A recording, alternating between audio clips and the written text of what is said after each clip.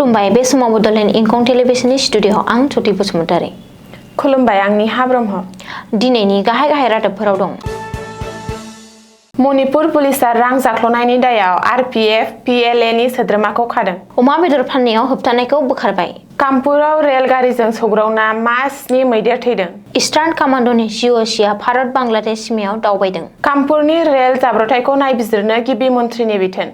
रोजा खुवानि थाखाय दिल्लीआव 129 बिरखंफोरखौ केन्सेल खालामदों। नगावआव साइबार क्राइमनि हेंथायै सानै सुबुंखौ खादों।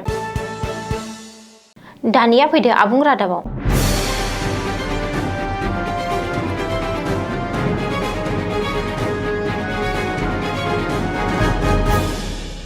मणिपुर पुलिसा रां जाख्ल'नायनि दायाव बेन खालामजानाय हानजा revolutionary people's front people's liberation आर्मीनि सासे मावथि सोद्रोमाखौ खायो।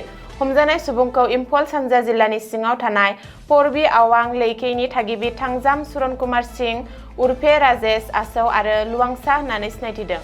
अपारेशनाव पुलिसा बिखौ सिंजामै पुलिस थानानि सिङाव थानाय लामकाय क्रसिंआव हमनो हादोंमोन। 19 दिसेम्बर खालि रां जाख्ल'नायनि बेरेखायै मोनसे गिदिर नेटवर्कखौ फोजोबना दायनिगिरिखौ खानो हानाय जाथायखौ मणिपुर पुलिसा एक्सनि गेजेरजों फोरमायथियो। हमजानाय दायनिगिरिनिफ्राय एक्टिभ सिम कार्डजों लोगोसे मबाइल फन, आधार कार्ड गोनां वालेट आरो नोगोद 300 रां मोननो बोखांनो हायो। बेबादि खामानिनिफ्राय बारग'नो थाखाय बे समाव गासै मणिपुराव रैखाथि बांहोनाय जायो। लोगोसे हाजो आरो हायेन मोन्नैबो ओनसोलफोराव सांग्रांथि महरै गासै 114 चेकपइन्ट फसंनानै होनाय जायो। अमा बेदर जानानै मोजां मोनग्रा रायजोनि लाख लाख सुबुंफोरनि थाखाय गाहाम खौरां। अमा फाननायाव होबथानायखौ बोखारफिननाय जाबाय। दानिफ्राय अमा बेदर फालांगिरिफोरा बेदर फाननो हासिगोन। थांनाय 4 दाननिफ्रायनो रायजोनि गुबुन गुबुन जिल्लायाव अमा बेदर फाननायखौ होबथानाय जादोंमोन। रायजोआव आफ्रिकान स्वाइन फिभारनि गिख्रंथावै गाग्लोबनायखौ हमनो हानायनि उनावनो रायजोनि गुबुन गुबुन जिल्लायाव अमा बेदरनि फाननाय आरो जानायखौ होबथादोंमोन। नाथाय बे समाव अमाफोरनि देहायाव आफ्रिकान स्वाइन फिभार ट्रेस खालामनो हायाखै। बेखौ बिथा खालामनानै भेटेरिनारि बिफाना अमा बेदर फाननायाव होबथानायखौ बोखारना होयो। गोदान बोसोर आरो मागो दमासिनि सिगां बे गाहाम खौरांआ फैदों आरो बे खौरांआ अमा बेदर फालांगिरिफोरजों लोगोसे जायगाफोरनि थाखायबो रेहाय होदों। नाथाय भेटेरिनारि बिफाना एन्टि मर्टेम रिपर्ट थानाय अमा बेदरफोरखौल' बायनो थाखाय अमा बेदर जाग्राफोरखौ खावलायदों। मुंख'नो गोनांदि अमानि खोमायाव गोमो गाबनि रिं गानहोनाय अमानि बेदरखौल' बायनो खावलायदों भेटेरिनारि बिफाना। शुक्रबारखालि हर गेजेराव मोनसे गिख्रंथाव रेल जाब्रबथाय जादों। नगाव जिल्लायाव जानाय बे गिख्रंथाव रेल जाब्रबथायाव मा 7 हाग्रानि मैदेरफोरा थैदों। बे दुखुनांथाव जाब्रबथाया नगाव जिल्ला कामपुरनि सांजुरायाव जादों। रिपर्ट बादिब्ला शुक्रबारखालि हर गेजेराव राजधानी एक्सप्रेस रेलगारिनि सौख्लायनायाव मा 7 हाग्रानि मैदेरफोरा थैयो। बे गिख्रंथाव जाब्रबथायाव राजधानी एक्सप्रेस रेलगारिनि मोन 4 डाब्बायाबो डिरेल जायो एबा ट्रेकनिफ्राय गोग्लैयो। जाब्रबथाय जानाय जायगाखौ माइल खुन्थिया महरै सिनायथि होनाय जायाखै। लक' पाइलटआ इमारजेन्सि ब्रेक गादोंमोन, नाथाय रेलगारिया थाथ'नायनि सिगां मैदेर फालोजों सौग्रावो। नाथाय बे जाब्रबथायाव दावबायारिफोरा जेबो रोखोमनि खहा जायाखै।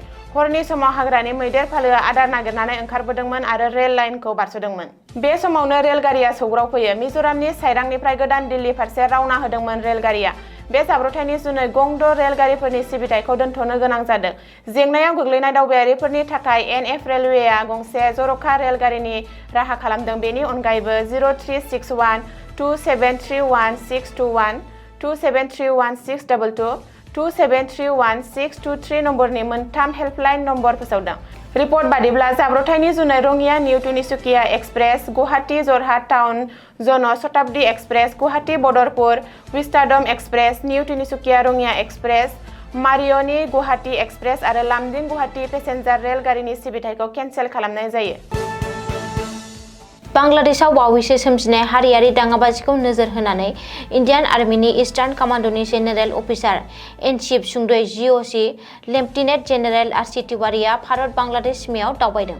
सुलुङाव फोरमायथिनाय बायदिब्ला इन्डियान आर्मी इस्टार्न कमान्डनि जिअ'सी सार सी तिवारीआ त्रिपुरानि भारत बांलादेश सिमानि खोला जिल्लानि बिल'निया ओनसोलाव दावबायनानै खौरां लाहैयो आरो रैखाथिनि राहाफोरखौ नायबिजिरहैयो। बे हरखाब दावबायनाय समाव जिअ'सीजों लोगोसे गोजौ थाखोनि गोबांसा अफिसारफोर दंमोन। भारत बांलादेश सिमा ओनसोलाव दावबायनाय समाव आरसी तिवारीआ सिमा ओनसोलनि गासै रैखाथि राहा, संगालि बिखान्थिनि गोहोम आरो मावफुंनाय थियारिफोरखौ मोजाङै नायफामदोंमोन आरो बिजिरदोंमोन। बे दावबायनायखौ मोन्नैबो हादरनि गेजेराव बांबोनाय दाङाबाजि आरो बावैसो जालांनाय जाथायफोरखौ नोजोर होना मख'जाथाव होननानै सानना लानाय जादों। गुबुन फारसे रौनियानि सुलुङाव फोरमायथिनाय बायदिब्ला सिमायाव गोजोन आरो दिदोमथि लाखिनो थाखाय गासिबो रोखोमनि राहा लानाय जादों। जायखिजाया हरखाब एबा जाब्रबथाय थासारिजों मोगा-मोगि जानो थाखाय रौनिया हान्जाया आबुङै साखाफारा।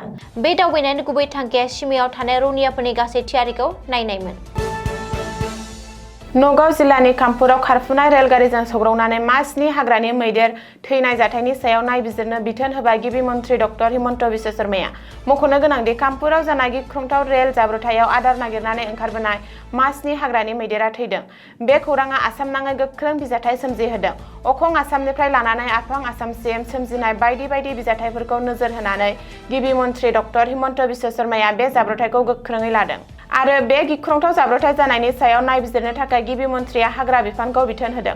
मख'नो गोनांदि गिबि मन्थ्रि डक्टर हिमन्त बिश्व शर्माया नगावनि कामपुराव जानाय जाथायनि सायाव नायबिजिरनो बिथोन होनायजों लोगोसे हाग्रानि जिब जुनारफोरखौ रैखाथि होनो बिथोन होदों।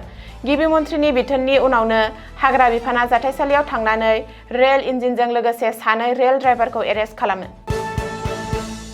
दिल्लीनि इन्दिरा गान्धी इन्टारनेशनेल बिरखं गाथोनाव रोजा खुवा खुनायनि जुनै दिनै बिरखं सिबिथायाव गिदिर हेंथा सोमजिदों। दिल्लीयाव रोजा खुवा खुनायनि जुनै गं 129 बिरखंफोरनि सिबिथायखौ केन्सेल खालामनो गोनां जादों। रोजा खुवानि जुनै दिल्ली बिरखं गाथोनाव भिजिबिलिटिया 0निफ्राय 50 मिटारनि गाहायाव गोग्लैनायनि जाहोनाव बिरखंफोरखौ केन्सेल खालामनाय जादों। बै बिरखंफोरनि गेजेराव गं 66 सौफैनाय आरो 63 ओंखारलांनाय बिरखंफोर दं।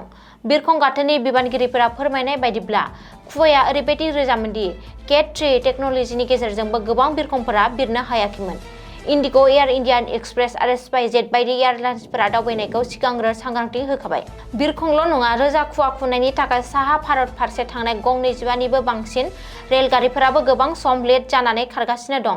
रिपर्ट बायदिब्ला दिनै फुंबिलियाव दिल्लीनि एयार क्वालिटी इन्डेक्स AQI आ 500 खौ बारनानै खैफोद गोनां थाखोआव हाबदों। बोथोर बिगियान बिफाना दिल्लीयाव अरेन्ज एलार्ट फोसावदों आरो फैगौ 48 घन्टासिम बेफोरबायदि थासारि सोलिबाय थानो हागौ होनना इसारा होदों। साइबार क्राइमनि हेंथायै गोख्रों अपारेसन खालामनायाव नगाव सदर पुलिसआ साइबार क्राइम नेटवर्कजों लोब्बा थानाय सानै दायनिगिरिखौ खादों। बे हमनो हानाया डिजिटेल क्राइमनि हेंथायै जिल्लायाव सोलिबाय थानाय जुजिनायाव मोनसे मख'जाथाव जाफुंसारनाय नुनो मोन्दों। स्रोद सुलुंनिफ्राय मिथिनो मोननायनि उनाव पुलिसआ नगावनि सालसालि ओनसोलाव थाबैनो सिग्रोमनाय दायनिगिरि इस्मिना आहमेद आरो आसादुल इस्लामखौ हमनाय जायो। रिपर्ट बादिब्ला सानैबो दायनिगिरिफोरा आसामनि बाहेरायाव थानाय सोद्रोमाफोरजों लोब्बा गोनां मोनसे साइबार क्राइमखौ सालायगासिनो दंमोन। सिग्रोमनायाव पुलिसआ बिसोरनिफ्राय थगायनाय खामानियाव बाहायग्रा 328 सिम कार्ड, गं 8 मबाइल आरो गंसे लेपटप बोखांनो हायो। दायनिगिरिफोरा आयेन बेरेखा खामानिफोरनि थाखाय डिजिटेल प्लेटफर्म बाहायना मोनसे गिदिर इन्टारस्टेट नेटवर्कआव लोब्बा थानो हागौ होननानै सन्देह खालामदों। एडिशनेल एसपि जयन्त बरुवाया जाथायनि सोमोन्दै खौरां बिजोंजों रायज्लायनानै ओनसोलाव खामानि मावबाय थानाय साइबार क्रिमिनेलफोरनि थाखाय बेयो मोनसे गिदिर सोमोनांनाय। बे नेटवर्कखौ ट्रेक खालामनो थाखाय जोंनि नाजानायखौ गोख्रों खालामगासिनो दं आरो समाजनिफ्राय बेफोरबायदि दायफोरखौ फोजोबनो थाखाय थि खालामगासिनो दं। दासान्दि बिबानगिरिफोरा नोगोरारिफोरखौ सांग्रां थानो आरो जायखिजाया सन्देह गोनां अनलाइन खामानिफोरनि फोरमायथि होनो खावलायदों। दिनैनि रादाबा एसेनोसै। गोजोन्थों। गोजोन्थों।